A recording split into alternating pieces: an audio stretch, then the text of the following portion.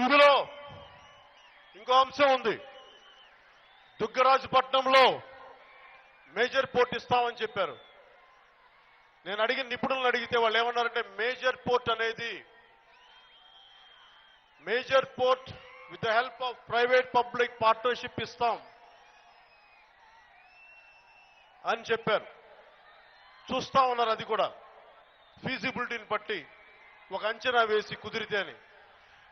ఆ నిపుణులు నాతో అంద ఏంటంటే ఒక మేజర్ పోర్ట్ కట్టాలి అంటే కాండ్లా లాగా వైజాగ్ లాగా it should be under the port trust of India ఉండాలి.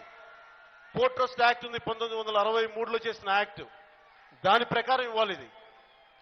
ఇది కూడా కంటి తుడుపు చర్య. యాక్చువల్గా ఇది వాస్తవ రూపం దాల్చేది కాదు. ఇది కేవలం వారి జేబులు నింపుకోవడానికి, ఎవరి జేబులు నింపుకోవడానికి, కానీ ఇది నిజంగా వాస్తవ రూపం దాల్చే ప్రాజెక్టు కాదు.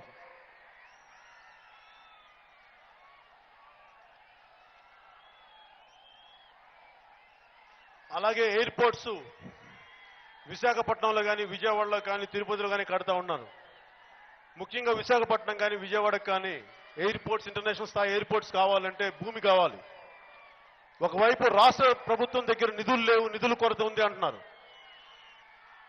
కేంద్రం ఏమంటుందంటే మీరు భూమి ఇస్తే కానీ మేము ఎయిర్పోర్ట్లు స్ప్రెడ్ చేయం, కన్స్ట్రక్ట్ చేయలేము, కట్టలేమంటారు. ఇది ఎలా ఉందంటే పిచ్చి కుదిరితేనే పెళ్లి, పెళ్లి కుదిరితేనే పిచ్చి. ఎప్పుడు ఇక్కడ తిరుగుతూ ఉంటుంది. అంటే ఎప్పటికీ ఒక లూప్లో తిరుగుతూ ఉంటాయి ఇవి. అలా ఉంది.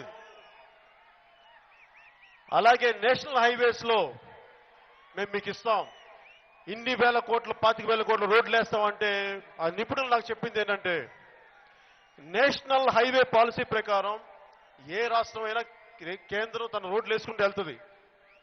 దానికి మనకు సంబంధం లేదు.